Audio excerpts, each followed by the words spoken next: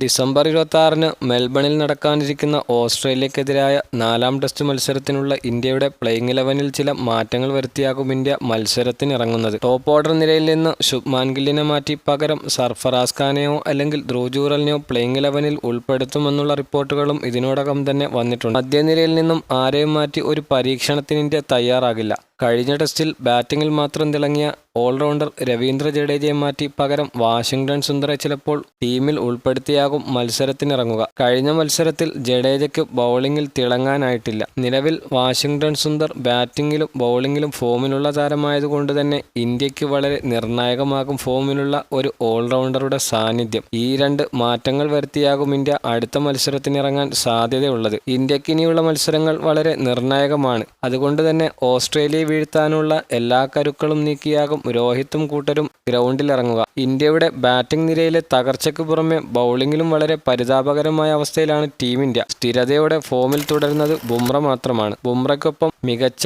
പിന്തുണ നൽകി ഓസ്ട്രേലിയൻ ബാറ്റർമാരെ കൂടാരം കയറ്റാൻ നിലവിൽ ടീമിലുള്ള മറ്റു ബൗളർമാർക്ക് സാധിക്കുന്നില്ല എന്നതാണ് നമ്മളെല്ലാം ആശങ്കപ്പെടുത്തുന്നത്. ഇന്ത്യയെ ഈ ദുരിതത്തിൽ നിന്നും കരകയറ്റാൻ ഇനി ഒരാളെക്കൊണ്ടേ കഴിയൂ. അത് മറ്റാരുമല്ല, മുഹമ്മദ് ഷമി തന്നെ. തന്റെ കാലിനേറ്റ പരിക്കു മൂലം ഒരു വർഷത്തോളമായി ടീമിൽ നിന്ന് വിട്ടു നിൽക്കുന്ന മുഹമ്മദ് ഷമിയെയും കാത്ത് ആരാധകർ പ്രതീക്ഷയോടെ ഇരിക്കുമ്പോഴും ടീമിലേക്ക് മടങ്ങിയെത്താത്ത സങ്കടത്തിലാണ് എല്ലാവരും. ഷമി വന്നാൽ ബുംറയ്ക്കൊരു മികച്ച പിന്തുണ നൽകി ഇന്ത്യയെ മുന്നോട്ട് കൊണ്ടുപോകാൻ കഴിയുമെന്ന വിശ്വാസത്തിലാണ് ഏറെ ആരാധകരും. 3-ാം ടെസ്റ്റിന് ശേഷം പത്രസമ്മേളനത്തിൽ മുഹമ്മദ് ഷമിയുടെ ഫിറ്റ്നസിനെ കുറിച്ച് ക്യാപ്റ്റൻ രോഹിത് ശർമ്മ പറഞ്ഞത് ഇങ്ങനെ: Indian pace bowler Mohammed Shami തന്റെ പരിക്കിൽ നിന്നും ഇപ്പോഴും പൂർണ്ണമായും ഫിറ്റ്നസ് നേടിയിട്ടില്ല. അതുകൊണ്ട് തന്നെ വലിയ റിസ്ക് എടുത്ത് ഷമിയെ ടീമിൽ ഉൾപ്പെടുത്തുക വലിയ പ്രയാസമുള്ള കാര്യമാണ്. തന്റെ പരിക്കിൽ നിന്നും പൂർണ്ണമായും ഫിറ്റ്നസ് നേടിയാൽ ഉറപ്പായും ഷമിയെ ടീമിലേക്ക് കൊണ്ടുവരുമെന്നും രോഹിത് പറഞ്ഞു. അദ്ദേഹത്തിന്റെ ഫിറ്റ്നസിനെ സംബന്ധിച്ച് NACയോട് വ്യക്തമായ റിപ്പോർട്ട് തേടിയിരിക്കുകയാണ്